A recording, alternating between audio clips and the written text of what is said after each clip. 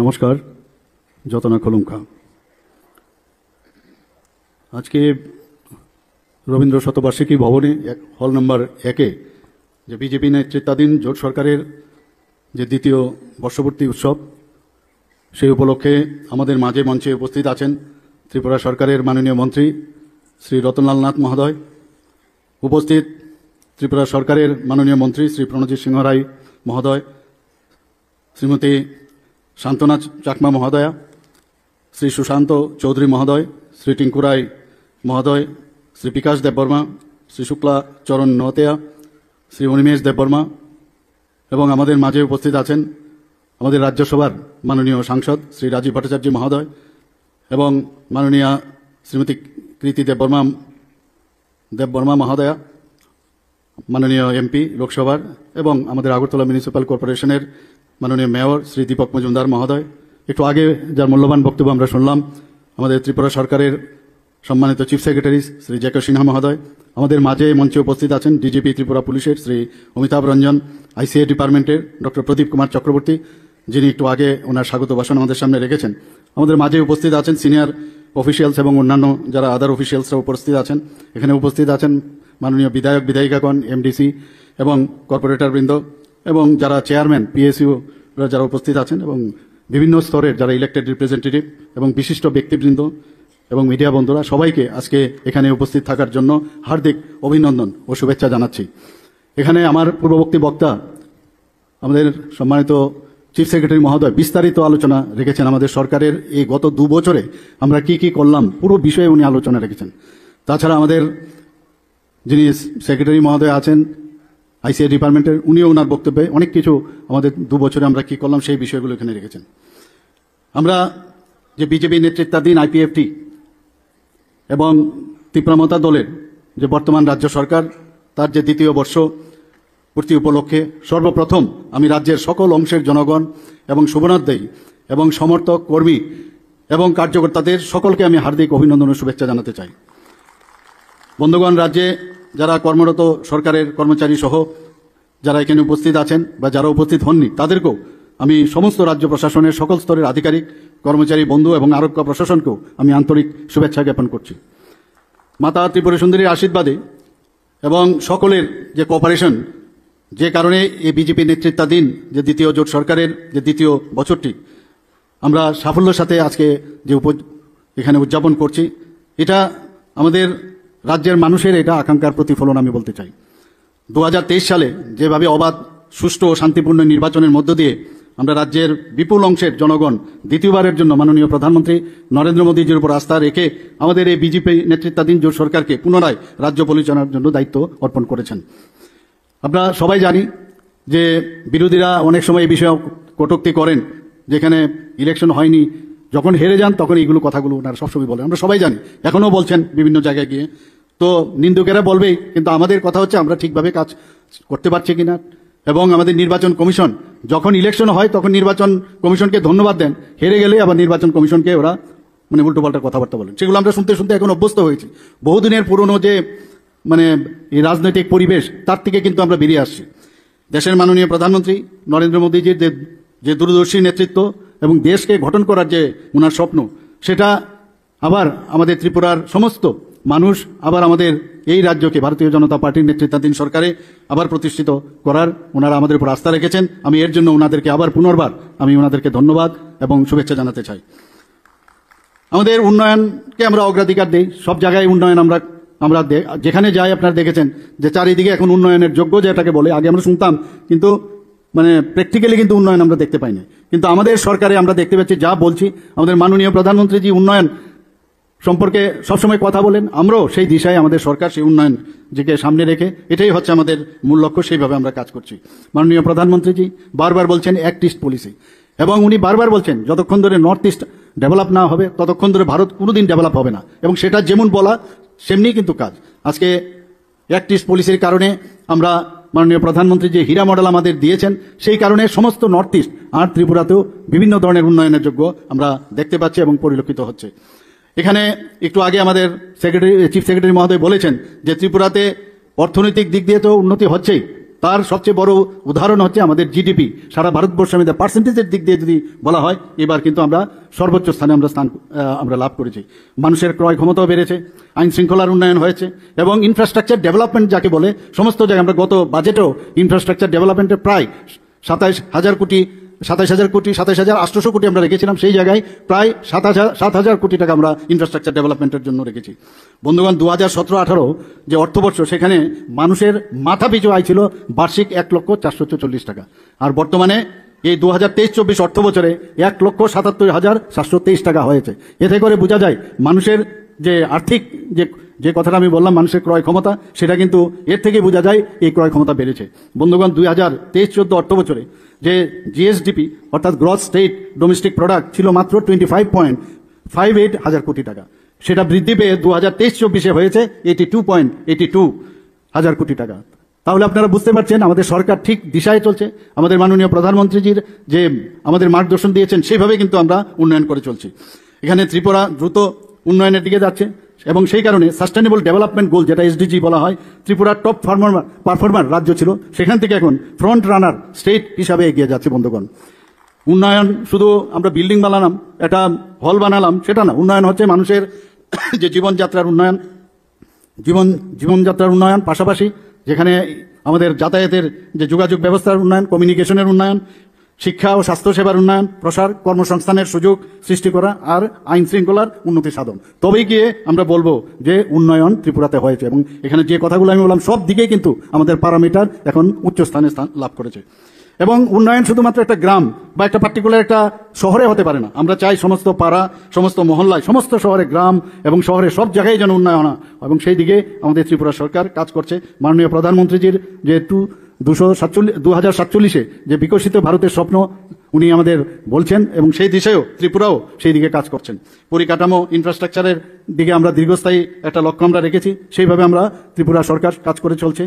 এখানে আমার পূর্ববর্তী বক্তা বলেছেন যে ত্রিপুরাতে এখন শান্তি প্রতিষ্ঠিত হয়েছে, যে কারণে আমরা এখানে এই সুস্থিতি বিরাজ করার পরে গত 7 বছরে এই সরকার সময়কালে প্রায় 20 থেকে 22টি রাজ্য প্রকল্প চালু হয়েছে। বন্ধুগণ, প্রায় 30টি নতুন জনমুখী নীতি প্রণয়ন ও সংশোধন করা হয়েছে।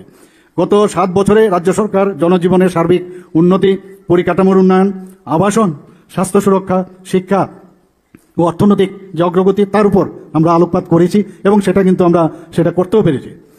কেন্দ্রীয় সরকারের বিভিন্ন যেসব ফ্ল্যাগশিপ কর্মসূচি আছে, প্রধানমন্ত্রী আবাস যোজনায় হোক, পিএম কিষাণ সম্মান নিধি হোক, পিএম উজ্জ্বলা যোজনায় হোক, আয়ুষ্মান ভারত মতো উল্লেখযোগ্য কর্মসূচিগুলোর সফল আমরা বাস্তবায়ন করতে পেরেছি। যে কারণে দিল্লিতে যখন আমরা যাই বা কেন্দ্রের হস্তক্ষেপে যখন কোনো কথা হয়, তখন কিন্তু ত্রিপুরাকে একটা বিশেষ মর্যাদা আমরা সেখানে আমরা পাই, সেটা আমরা দেখতে পাই। রাজ্য সরকারের সবচেয়ে বড় যে বিষয়, সেটা হচ্ছে স্বচ্ছতা এবং দক্ষতা এবং দায়বদ্ধতা, সেটাকে আমরা মাথায় রেখে এবং যাতে প্রযুক্তিকে আমরা ইউজ করতে পারি, সেই দিশায় আমরা স্বচ্ছ প্রশাসন আমরা দেওয়ার চেষ্টা করেছি। এখানে অফিস সম্পর্কে বলা হয়েছে। আমাদের মাননীয় চিফ সেক্রেটারি মহোদয় বলেছেন যে ত্রিপুরাই একমাত্র স্টেট যেখানে সারা ভারতবর্ষের মধ্যে, যেখানে ক্যাবিনেট থেকে একদম ত্রিস্তরীয় পঞ্চায়েত পর্যন্ত আমাদের অফিস চালু হয়েছে, এবং সেটা কিন্তু আর কোনো প্রদেশে সেটা আমরা দেখতে পাইনি। আমাদের এখানে গত বছরের সময়কালে বিভিন্ন যে আমরা পরিকল্পনার রূপরেখা এবং সাফল্যের বাস্তবায়নের কিছু কিছু বিষয় আমি আপনাদের সামনে তুলে ধরলাম। এখানে বিস্তারিত আলোচনার সুবিধা নেই, কয়েকটা বিষয় আমি আপনাদের সামনে আমি রাখতে চাই। প্রতি ঘরে সুশাসন আমরা শুরু করলাম, এবং সেটা আমরা শুরু করেছিলাম মাননীয় প্রধানমন্ত্রীজির জন্মদিন 17 সেপ্টেম্বর 2022, এবং তার রেজাল্টও আমরা দেখতে পাচ্ছি। পরবর্তী সময়ে আমরা দ্বিতীয়বার এখানে এই যে প্রতি ঘরে সুশাসন, সেটা আমরা শুরু করেছি। এতে করে প্রায় 23 লক্ষ মানুষ তার নানাভাবে তার সুযোগ আমরা দিতে পেরেছি, এবং মানুষ তাদের অত্যন্ত খুশি যে কারোর এসটি সার্টিফিকেট লাগবে, এসসি সার্টিফিকেট লাগবে, ম্যারেজ সার্টিফিকেট লাগবে, প্রতি ঘরে সুশাসন আমরা যেটা বলছি, সেইভাবে কিন্তু আমরা এই ধরনের যে কার্যক্রম আমরা নিলাম, সেইটা আমরা করতে পেরেছি। আমার সরকার একটা নতুন একটা পোর্টাল আমরা শুরু করেছিলাম, যেটা আমরা দিল্লিতে যখন মাননীয় প্রধানমন্ত্রীর নেতৃত্বে সেখানে সমস্ত ত্রিপুরার যারা মুখ্যমন্ত্রীরা ছিলেন তাদের একটা মিটিং হয়েছিল। সেখানে আমি ওখানে যখন আমার সরকারের বিষয়ে আমি ওখানে আমার কথা রাখলাম, সবাই তার মাননীয় প্রধানমন্ত্রী পর্যন্ত তার ভূয়সী প্রশংসা করেছে। বন্ধুগণ, এবং আমরা আইন শৃঙ্খলার যেখানে প্রশ্ন হয়েছে, এখানে আমাদের পূর্ববর্তী বক্তা বলেছেন যে সারা ভারতবর্ষের মধ্যে 28টি রাজ্যের মধ্যে নিচের দিক দিয়ে আমরা তৃতীয় স্থানে রয়েছি বন্ধুগণ। আমরা বারবার বলছি আইন শৃঙ্খলা যদি প্রতিষ্ঠিত না হয় তাহলে কোনো অবস্থায় কোনো ডেভেলপমেন্ট সম্ভব হয় না। আজকে আন্তর্জাতিক মহিলা ক্ষমতায়ন, আমরা মহিলাদের যে আমরা ত্রিপুরা সরকার এবং মাননীয় প্রধানমন্ত্রীজি বারবার মহিলাদের সশক্তিকরণের কথা বলেন। তো আন্তর্জাতিক এই মহিলা দিবসে আমি এখানে উপস্থিত সমস্ত মহিলাদেরকে এবং এখানে যারা উপস্থিত নয় তাদেরকেও আমি ওনাদেরকে শুভেচ্ছা জানাতে চাই। আমাদের সরকার সবসময় মহিলাদের জন্য চিন্তা করে এবং গত বাজেটে আমরা বলেছি যে পিঙ্ক টয়লেটের কথা আমরা বলেছি এবং সেটাও কিন্তু এখানে অনেক জায়গায় শুরু হয়ে গেছে। সরকারি চাকরিতে মহিলাদের 33% রিজার্ভেশনের আমরা ব্যবস্থা রেখেছি। রাজ্যে যাতে নারী শক্তি ক্ষমতায়ন আরো বেশি করে পেতে পারে তার আরেকটা উদাহরণ আমি আপনাদের সামনে রাখতে চাই। আমাদের TRLM এর মাধ্যমে বর্তমানে 53,623টি আমাদের SHG গ্রুপ আছে এবং তার যে সদস্য সংখ্যা প্রায় 4.84 লক্ষ। এতে বোঝা যায় আমাদের গ্রামীণ এলাকায় মহিলারা এই যে সশক্তিকরণের কথা আমরা বলি SHGর মাধ্যমে সেটা সম্ভব হচ্ছে। শহরে যারা আছেন সেখানে ত্রিপুরা আরবান লাইভলিহুড মিশনে সেখানেও প্রায় 5,941টি আমাদের স্বসহায়ক দল গঠন হয়েছে। তাতে করে প্রায় 63,743 জন মহিলা এর সাথে যুক্ত হয়েছে। রাজ্যে বর্তমানে 91,871 জন লাখপতি দিদি আছেন। এই সহায়ক দলের দিদিদের শুধু গত বছরে আমরা এখন পর্যন্ত তাদেরকে 714.16 কোটি টাকা আমরা দিয়েছি। তাদের সশক্তিকরণের যে কথা বলি সেভাবে আমরা হেল্প করছি। কিন্তু 2017-18তে যদি আমরা দেখি সেখানে মাত্র 32.67 কোটি টাকা দেওয়া হয়েছিল বন্ধুগণ। তো সেইভাবে আমরা আমাদের SHG গ্রুপকে আমরা সহায়তা করছি। ব্যাংক লোনের ক্ষেত্রে যদি আমরা দেখি 2017-18 আগে দেওয়া হয়েছে মাত্র 4.95 কোটি টাকা, আর 2018 পর এখন পর্যন্ত আমরা 1,465.81 কোটি টাকা এই SHG গ্রুপের আমাদের মেয়েদের মহিলাদের আমরা দিয়েছি। বন্ধুগণ, 3.87 লক্ষ স্বসহায়ক দলের দিদিরা প্রধানমন্ত্রী সুরক্ষা বীমা যোজনায় সুরক্ষা পাচ্ছেন। 3.14 লক্ষ দিদিরা প্রধানমন্ত্রী জীবন জ্যোতি বীমা যোজনায় সুফল পাচ্ছেন। আমাদের সরকারের প্রচেষ্টায় সহায়ক দলের যারা জনজাতি মায়েরা আছেন তাদের যে তৈরি রিসা পাছড়া এবং তারা যে মাতাবাড়ির যে আপনারা সবাই জানেন যে পেয়ারা, সুপ্রসিদ্ধ পেয়ারা, সেটা GI ট্যাগ পেয়েছে। আজ তারা ব্যবসায় সফল হচ্ছে বন্ধুগণ।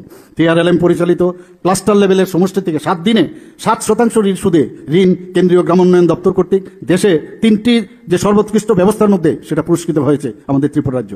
আমাদের রাজ্য থেকে মহিলা প্রতিনিধি হিসাবে এই ত্রিস্তরীয় পঞ্চায়েতে সিপাহীজলার সভাধিপতি জাতীয় সংঘের মধ্যে আন্তর্জাতিক প্রতিষ্ঠানে দেশে প্রতিনিধিত্ব করেছেন বন্ধুগণ।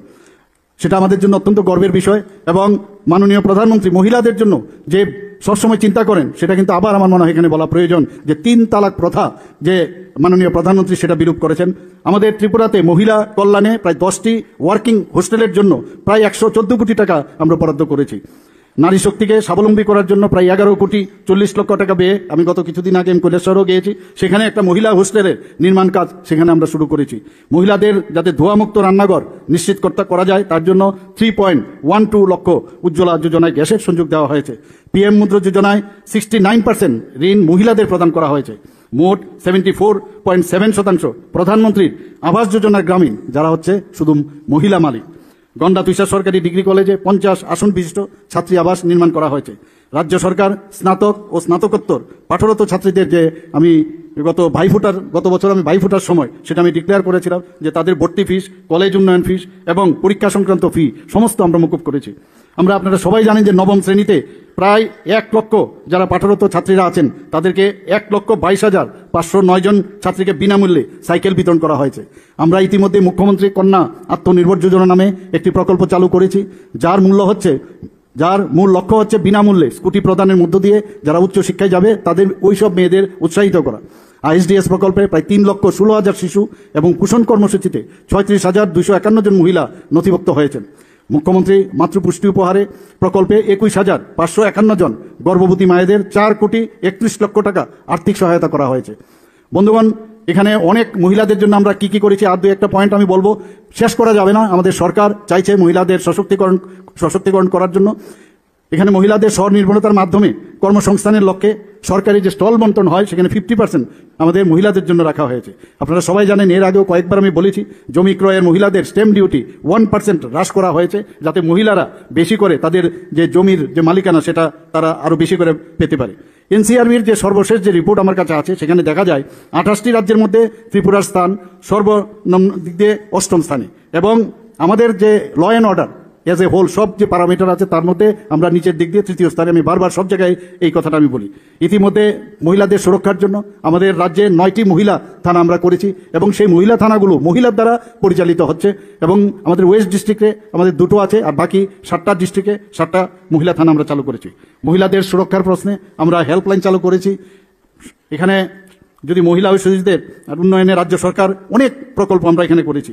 আপনারা বিজেপি নেতৃত্বাধীন জোট সরকার যখন আমরা ক্ষমতাসীন হই 2 দফায় আমরা সামাজিক ভাতার পরিমাণ প্রায় 3 গুণ আমরা বৃদ্ধি করেছি। পূর্বতন সরকারের আমলে 700 টাকা দেওয়া হতো, আমরা পরবর্তী সময় আমাদের সরকার আসার পর 1000 টাকা দেওয়া হয়েছে এবং আমাদের দ্বিতীয়বারের যখন সরকার আসলো আমরা 2000 টাকা আমরা সেখানে করেছি। এছাড়াও মুখ্যমন্ত্রী সামাজিক সহায়তা প্রকল্পে প্রায় 30,000 নতুন সামাজিক পেনশন আমরা সুবিধাভোগীকে সামাজিক সুরক্ষা পেনশনের আওতা আনা হয়েছে। তাছাড়াও সামাজিক ভাতা প্রকল্পে প্রতি মাসে প্রায় 3,77,000 জনকে আমরা এই মাসিক ভাতা দিচ্ছি। আমরা সরকারি চাকরি নিয়ে অনেকে অনেক কথা বলেন। আমরা রাজ্য সরকারের যে নীতি, ঘোষিত নীতি, বেকারদের সরকারি চাকরি প্রদান, পাশাপাশি কর্মসংস্থানের লক্ষ্যে বিভিন্ন উদ্যোগ এখনও অব্যাহত রয়েছে। স্বচ্ছতার সাথে স্বচ্ছ নিয়োগ নীতি প্রণয়ন করে সরকারি চাকরিতে আমরা এই নিয়োগ প্রক্রিয়া ধারাবাহিকভাবে আমরা করছি। 2018-19 অর্থ বছরে থেকে 2024-25 অর্থ বছরে অর্থাৎ জানুয়ারি 2025 পর্যন্ত এখন পর্যন্ত আমি স্বামী বিবেকানন্দ ময়দানেও যখন অফার আমরা দিচ্ছিলাম সেখানেও আমি বলেছি প্রায় 16,451 জনকে এখন পর্যন্ত রাজ্য সরকারের বিভিন্ন দপ্তরে নিয়োগ করা হয়েছে। তাছাড়াও প্রয়োজন ভিত্তিক সরকারি বিভিন্ন দপ্তরে আউটসোর্সিং হোক, চুক্তির ভিত্তিতে হোক, সেখানেও প্রায় 5,771 জনকে নিয়োগ করা হয়েছে। এমএসএমইর মাধ্যমে আমাদের যে মাইক্রো এন্টারপ্রাইনার আমাদের ত্রিপুরাতে অনেক বেশি, প্রায় 2.1 লাখ আমাদের মাইক্রো এন্টারপ্রেনার আমাদের এখানে অলরেডি যুক্ত হয়েছে। স্মল এবং অন্যান্য যে আমাদের এমএসএমইর মধ্যে আছে মিডল, সেখানে কিন্তু এখন মানুষ আসছে কিন্তু সংখ্যাটা কম। কিন্তু আমরা চেষ্টা করছি যাতে বাইরের থেকে মানুষ আসে, আমাদের ত্রিপুরার থেকেও মানুষ যারা ইয়াং যারা আছে তারা যেন যুক্ত হয়। আমাদের সিকিউরিটি গার্ড এবং অন্যান্য পরিষেবার ক্ষেত্রেও বিভিন্ন এজেন্সি প্রায় 2,987 জনকে সরকারি এবং বেসরকারি বিভিন্ন প্রতিষ্ঠানের নিয়োগ করা হয়েছে। ত্রিপুরা ইন্ডাস্ট্রিয়াল ডেভেলপমেন্ট কর্পোরেশন গত 3 বছরে রাজ্যে 1,617টি এমপ্লয়মেন্ট জেনারেশন করেছে। ভারত সরকারের যে ministry of statistics and programme implementation periodic labour force survey এর যে রিপোর্ট, সেই অনুযায়ী আমরা দেখেছি বেকারত্বের হার জাতীয় গড়ের থেকেও কম এই ত্রিপুরা রাজ্যে। রাজ্যের বেকারত্বের হার আগের থেকে অনেকটা কিন্তু কমেছে। 2023-24 সালে রাজ্যের গড় হচ্ছে 1.7% এবং জাতীয় গড় কত 3.2%। কাজে এতে প্রমাণ করে যে ত্রিপুরাতে কাজের সুযোগ কিন্তু অনেক বেশি বৃদ্ধি পেয়েছে। স্বাস্থ্যের কথা যদি বলি, এখানে আপনারা জানেন যে অলরেডি প্রায় 9টার মতো সুপার স্পেশালিটি ডিপার্টমেন্ট ত্রিপুরাতে আমরা EGMC-তে খুলেছি। এখানে আমরা 4টে মেডিকেল কলেজ, ডেন্টাল সহ এখানে আমরা তার ব্যবস্থা আমরা করেছি। প্রায় 463 জন ছাত্রছাত্রীর পড়াশোনার সুযোগ ঘটেছে এখানে। কিডনি প্রতিস্থাপন থেকে আরম্ভ করে হার্টের যে জটিল অস্ত্রোপচার এই রাজ্যেই সাফল্যের সঙ্গে সম্পন্ন হচ্ছে। PM জন আরোগ্য যোজনায় যারা বাদ পড়েছেন তাদের জন্য মুখ্যমন্ত্রী জন আরোগ্য যোজনা 2023-এ আমরা চালু করেছি। মুখ্যমন্ত্রী জন আরোগ্য যোজনা এখন পর্যন্ত প্রায় 4,30,000 উপরে চিকিৎসার যে সহায়তা আমরা দিতে পেরেছি। আমরা এখানে স্নাতকোত্তর স্তরে আসন সংখ্যা জিবির মধ্যে আমাদের আগে স্পেশালিস্টের সংখ্যা ছিল মাত্র 25, সেটাকে আমরা বাড়িয়ে এখন 79 আমরা করতে পেরেছি। আগরতলা গভর্নমেন্ট ডেন্টাল কলেজে BDS কোর্সে মাত্র আগে 50 আসন ছিল, সেটাকে আমরা আরো বাড়িয়ে এখন 63 আসন করেছি। কেন্দ্রীয় সরকার রাজ্যে প্রায় 839 কিলোমিটার জাতীয় সড়ক যে কাজ, সেই নির্মাণ কাজ এখন চলছে এবং ইন প্রিন্সিপাল আরো 6টা জাতীয় সড়কের কথা আমাদের দিল্লি থেকে আমাদের বলেছেন। এবং আপনারা শুনে খুশি হবেন যে পঞ্চায়েত দপ্তর গ্রাম উন্নয়নের 2024 সালে 7টি জাতীয় পুরস্কার পেয়ে ঐতিহাসিক মাইল ফলক অর্জন করেছে। এই সাফল্য শুধুমাত্র রাজ্যের সুশাসন ও উন্নয়নের প্রতিফলন নয়, এটা একমাত্র সম্ভব হয়েছে সবাই মিলে এই সরকারকে আমরা সাহায্য করছি। সবার কারণেই এই যে রেজাল্ট আমরা 7টি জাতীয় পুরস্কার আমরা পেয়েছি, সেটা সবে এই যে মাইল ফলক অর্জন করেছি সেটা সম্ভব হয়েছে। আমাদের এই ত্রিপুরাতে মহিলা বান্ধব পঞ্চায়েতে প্রথম এবং দরিদ্রমুক্ত শিশু বান্ধব পর্যাপ্ত জল পঞ্চায়েতের ক্ষেত্রে ত্রিপুরা 3য় স্থান পেয়েছে। গোমতী জেলা আপনারা শুনলে নিশ্চয়ই জেনেছেন আপনারা যে শ্রেষ্ঠ জেলা শিরোপা পেয়েছে এবং অমরপুর ব্লক জাতীয় স্তরে ইন্টারমিডিয়া ক্যাটাগরিতে 2য় স্থান অর্জন করেছে। প্রাণী সম্পদ বিকাশে 11 কোটি টাকা ব্যয়ে রাজ্যের মুখ্যমন্ত্রী প্রাণী সম্পদ বিকাশ যোজনা চালু করা হয়েছে। এখানে সরকারি কর্মচারীরা বেশিরভাগ আছেন। আপনারা সবাই জানেন যে 7ম পে কমিশন, আগে সরকার 7ম পে কমিশন দিতে অনীহা ছিল। আমাদের আন্দোলনের ফলে আমরা যখন বিরোধীতে ছিলাম তারপরে দিতে বাধ্য হয়েছে, সেখানে কম দেওয়া হয়েছিল। কিন্তু আমরা এসে আমাদের সরকার যখন আসলো সেখানে 2.57 ফ্যাক্টর ফিক্সেশন সেটাখানে আমরা দিয়েছি। 2022 থেকে এখন পর্যন্ত সরকারি কর্মচারীদের যে স্টেপ বাই স্টেপ মহার্ঘ ভাতা আমরা দিয়েছি। 2022 সালে প্রথম 5%, এবং তারপর 12%, 2024 সালে আরো 5%, তারপর আরো 5% মহার্ঘ ভাতা আমরা দিয়েছি। এর আগে খালি প্রসেশন করো, তারপরে যদি দিয়ে দেয়, কিন্তু আমরা প্রসেশন করার আগেই কিন্তু আমরা দিয়ে দিয়েছি। এর আগেও আমরা করোনাকালীন সময় 3% দিয়ে আমরা এই সরকার আসার পর দিয়েছে। মোট আমরা 30% দিয়ে আমাদের সরকার এই কর্মচারীদের জন্য দিয়েছে। আগামী দিনেও আমরা আশা করছি যে যে ডিফারেন্সটা আছে, যেটা কমানো যায়, সেই চিন্তা ভাবনা আমাদের মাথার মধ্যে আছে। প্রমোশন নিয়ে অনেক সমস্যা হচ্ছিল, এই সরকার আসার পর আমরা অ্যাডহক বেসিসে আমরা প্রমোশন চালু করেছি। আরেকটা বিষয় যেটা আমরা প্রায়ই দেখতাম যে কমিউনিস্টদের আমলে চাঁদাবাজি, সরকারি কর্মচারীদের চাঁদার সবসময় চাঁদার একটা জুলুম থাকতো, সেটা কিন্তু এখন আর দেখা যায় না। আমরা রাজনৈতিক যে প্রতিহিংসামূলক যে বদলি, সেটাও কিন্তু আমরা বন্ধ করেছি। এখানে মাননীয় পর্যটন মন্ত্রী আছেন, আমরা পর্যটনকে যাতে আরো সামনের দিকে এগিয়ে নিয়ে যাওয়া যায় এবং বাইরের থেকে পর্যটক যারা আরো আকর্ষিত হয়, তার জন্য অনেক প্রকল্প আমরা নিয়েছি। আমরা ভারত সরকারের পর্যটন মন্ত্রক 2024 সালে শ্রেষ্ঠ পর্যটন গ্রাম হিসাবে কমিউনিটি পর্যটন ক্যাটাগরিতে লঙ্কামুড়ার আলপনা গ্রামকে চিহ্নিত করেছে, সেটা বন্ধুগণ আপনারা নিশ্চয়ই জানেন।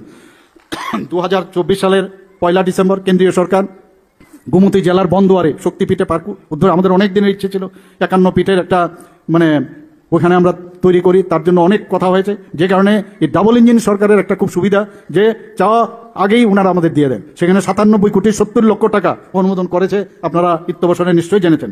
আমরা কিছু প্রকল্প আমরা করেছি, সবকটা এখানে বলা সম্ভব নয়। এর মধ্যে আমি কয়েকটা নাম আমরা বলছি, যে মুখ্যমন্ত্রী নগর উন্নয়ন প্রকল্প, chief minister special scholarship to দিব্যাঙ্গন স্টুডেন্টস, মুখ্যমন্ত্রী ক্রীড়া উন্নয়ন প্রকল্প, মুখ্যমন্ত্রী স্টেট ট্যালেন্ট সার্চ প্রোগ্রাম, মুখ্যমন্ত্রী প্রতিভাশালী পুরস্কার প্রকল্প, মুখ্যমন্ত্রী প্রাণী সম্পদ বিকাশ যোজনা, মুখ্যমন্ত্রী নগর উন্নয়ন প্রকল্প, মুখ্যমন্ত্রী মৎস্য Vikas Yojana, chief ministers merit award, মুখ্যমন্ত্রী দিব্যাঙ্গন মেধাবী পুরস্কার, এবং অনেক এই ধরনের প্রকল্প আমরা করেছি। তো এইসব প্রকল্প মেইন যে উদ্দেশ্য, সেটা হচ্ছে রাজ্যবাসীর সুরক্ষা, উন্নতি এবং স্বাবলম্বী জীবনযাপন যাতে নিশ্চিত করার জন্য আমরা এই সরকার এই যে আমরা প্রকল্পগুলো আমরা গ্রহণ করেছি। আমাদের মূল লক্ষ্য হচ্ছে রাজ্যের প্রতিটি নাগরিককে এই যে প্রকল্প সেগুলো পৌঁছানো, সুফল পৌঁছানো। এই লক্ষ্যকে সামনে রেখে আমরা কাজ করে যাচ্ছি। ত্রিপুরার সাধারণ জনগণ এই প্রকল্পগুলোর সুবিধা পাচ্ছেন, রাজ্যের উন্নতি ধারাবাহিকভাবে চলছে। আপনারা আরও খুশি হবেন যে 15তম জাতীয় ডিজিটাল ট্রান্সফরমেশন পুরস্কার 2024, এটা ইনিশিয়েটিভ ইন আইটি বিভাগের অধীনে বেনিফিশিয়ারি ম্যানেজমেন্ট সিস্টেম BMS রাজ্যের নিজস্ব ডিবিটি প্ল্যাটফর্ম হিসাবে স্বীকৃতি পেয়েছে। এখানে মাননীয় মন্ত্রী মহোদয় আছেন। জনজাতিদের উন্নয়নে রাজ্য সরকারের বিভিন্ন প্রকল্প আছে, তো সেগুলো আমরা প্রায়শ বলি। ব্রু রিয়াং শরণার্থীদের আমরা জানি 23 বছরও যাদের কেউ ক্রোকোডাইল টিয়ার্স আমরা দেখেছি, কিন্তু আমাদের সরকার আসার পর এই ব্রু রিয়াং শরণার্থীদের তাদের সমাধান আমরা করতে পেরেছি। 2019 সাল থেকে এখন পর্যন্ত 7 জন জনজাতি যারা বিশিষ্ট ব্যক্তিগণ আছেন তাদেরকে পদ্মশ্রী সম্মানে ভূষিত হয়। এখানে একলব্য মডেল রেসিডেন্সিয়াল স্কুল করা হচ্ছে, প্রায় 21টার মতো একলব্য রেসিডেন্সিয়াল স্কুল ত্রিপুরাতে মাননীয় প্রধানমন্ত্রীজির কারণে সেটা সম্ভব হয়েছে। এখন প্রায় 4টার মতো অলরেডি এখানে চলছে, আরও বাকিগুলো আগামী বছরের মধ্যে সেগুলো সম্পন্ন হবে। আমরা এই যাতে জনজাতি এলাকায় আরও বেশি উন্নয়ন করা যায়, তার জন্য আমরা ওয়ার্ল্ড ব্যাংক থেকে প্রায় 1400 কোটি টাকার মতো আমরা পেয়েছি, এবং তার জন্য বিভিন্ন ধাপে ধাপে বিভিন্ন জায়গায় সেই কাজকর্ম চলছে। আমরা কিছু ত্রিপুরা ইন্ডাস্ট্রিয়াল ইনভেস্টমেন্ট পলিসি 2024 সেটা আমরা নিয়েছি, যাতে বাইরের থেকে এত সুন্দর এখন ত্রিপুরা, মানুষ যখনই ইনভেস্ট করবে দেখবে সেখানে ইনভেস্টমেন্ট করলে কোনো সমস্যা হবে কিনা। ত্রিপুরাতে যেহেতু এখন শান্তি শৃঙ্খলা আছে, এখানে ওনাদের বর্ষা যেহেতু পেয়েছে, এখন বাইরের থেকে প্রচুর ইনভেস্টার আসছেন। এখানে মাননীয় চিফ সেক্রেটারি মহোদয় একটু আগে বলেছেন যে কিছুদিন আগে এখানে ডেস্টিনেশন ত্রিপুরা করে এখানে একটা আমাদের ইনভেস্টমেন্ট সামিট হয়েছিল, সেখানে প্রায় 787 যে ইনভেস্টার আমাদের সাথে মৌ করেছে, এবং তাতে করে প্রায় আমাদের 3700 কোটি টাকার ওনারা মৌ আমাদের সম্মানে করেছেন। সেটা কি করে সম্ভব হলো? কারণ মানুষ আমাদের উপর আস্থা রেখেছে যে এই ত্রিপুরাতে শান্তি আছে। নর্থ ইস্টার্ন জোনের মধ্যে মানুষ দেখে যে কোন জায়গায় গেলে আমার পয়সা যে আমি লাগাবো সেখানে সেটা সেফ থাকবে কিনা। তো যেহেতু আমরা ট্রান্সপারেন্সির সাথে সব কাজ করছি, সেই কারণে মানুষ আসছে, এবং আমি আশা করি যে আগামী দিনে এবং যে আমাদের পলিসি আমরা যদি না করি তাহলে মানুষও বাইরের থেকে আসবে না।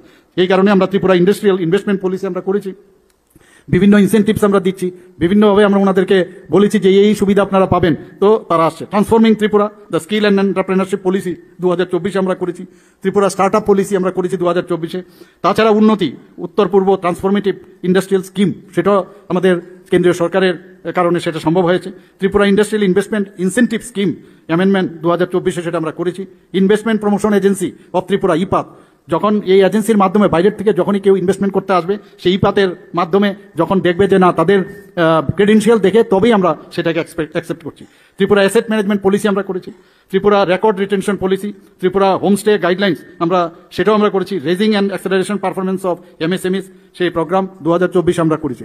প্রচুর এই সরকার বিশেষ করে গত 5 বছর এবং এই 2 বছরে ভারতীয় জনতা পার্টির নেতৃত্বাধীন সরকার, আমাদের আগে আমাদের সাথে আইপিএফটি ছিল, এখন আমাদের সাথে মোথাও আমাদের সাথে এসছে। তো আমরা সবাই মিলে যে আমরা চিন্তা করছি জাতি জনজাতির যে উন্নয়ন সেটা যেন আগামী দিন সবসময় সামনের দিকে আসে এবং সারা ভারতবর্ষের মধ্যে ত্রিপুরার কথা এখন কিন্তু আগে কথায় কথায় ত্রিপুরাকে জানতো না, এখন ত্রিপুরার মানচিত্রে এমনভাবে সব দিকে সমস্ত প্যারামিটারে আমরা কিন্তু অনেক এস্টাবলিশড হয়েছে। আমরা বারবার বলছি জাতি জনজাতির সবার উন্নয়ন আমাদের দরকার। আমি একবার বারবার বলছি যখন আমরা বলি যে মাননীয় প্রধানমন্ত্রীজি যখন বলেন যে নর্থ ইস্টে যদি ডেভেলপমেন্ট না হয় তাহলে ভারতবর্ষ ডেভেলপ হবে না, আর আমি বলছি যে যদি জনজাতিদেরও ডেভেলপমেন্ট না হয় বা সব স্তরের মানুষের যদি ডেভেলপমেন্ট না হয় তাহলে কোনো অবস্থায় ত্রিপুরা ডেভেলপমেন্ট হবে না। এবং একসাথ সবকা সাথ সবকা বিকাশ বিশ্বাস আর তার প্রয়াস, সেটা যদি আমরা সবাই মিলে এবং মুখে না স্লোগান নয় সবাই মিলে যদি আমরা কাজটা করি তবেই সেটা হবে। আজকের এই 2য় বর্ষ উপলক্ষে আমি আরেকটা কথা আমি বলতে চাই যে আমরা কিন্তু এতদিন যে রাজনীতি আমরা দেখে আসছি, যেভাবে রাজনীতিক যারা সংখ্যাধিক্যের কারণে সরকার গঠন করেছিল তাদের যেভাবে সরকার পরিচালনার ক্ষেত্রে যেভাবে ওরা চালিয়েছে মানুষ ওদেরকে দেখেছে। কিন্তু আমাদের সরকার আয়েশ করে বসে থাকার মতো সরকারই সরকার নয়, কারণ সব দিকেই আমাদের কেন্দ্রীয় নেতৃত্ব, আমাদের গার্জিয়ান, আমাদের প্রতিটি মন্ত্রী হোক, আমাদের আধিকারিক হোক, সবার দিকে কিন্তু নজর আছে। 24 আওয়ার্স আমাদের কাজ করতে হয়, এমন না যে কোনো সময় শুয়ে রইলাম আর কাজের আর দরকার নেই, এই সুবিধা নেই। যে কোনো সময় 24x7 যে হেল্পলাইনের মতো আমরা কিন্তু সবাই আছি। যখন যা দরকার সাথে সাথে আমাদের কাছে মানুষ খবর দেয় এবং তার অ্যাড্রেসও আমরা করি, সেটা আইন শৃঙ্খলার বিষয়ে হোক, যে কোনো জায়গার মধ্যে কোনো একটা ঘটনা হয়েছে যেটাকে এক্ষুনি সেটা সম্ভব হবে, সেটা আমরা আমাদের চিফ সেক্রেটারি মহোদয় বলেছেন যখন ফ্লাডের কন্ডিশন হলো, কোভিডের সময় আমরা দেখেছি, আমাদের যখন এখানে 72nd প্লেনারি সেশন হলো, আমাদের যখন মাননীয় প্রধানমন্ত্রীজি যে কোনো দায়িত্ব আমাদের দিয়েছেন তখনই কিন্তু আমরা সাথে সাথে ঝাঁপিয়ে পড়েছি। সেটা মাননীয় মন্ত্রী মহোদয় হোক, জনপ্রতিনিধিরাই হোক, সমস্ত কর্মচারী থেকে আরম্ভ করে সেক্রেটারি থেকে আরম্ভ করে আমরা সবাই কিন্তু ঝাঁপিয়ে পড়েছি এবং একটা মিশন মোডে আমরা কিন্তু কাজ করছি। আমি বন্ধুগণ আজকের এই 2য়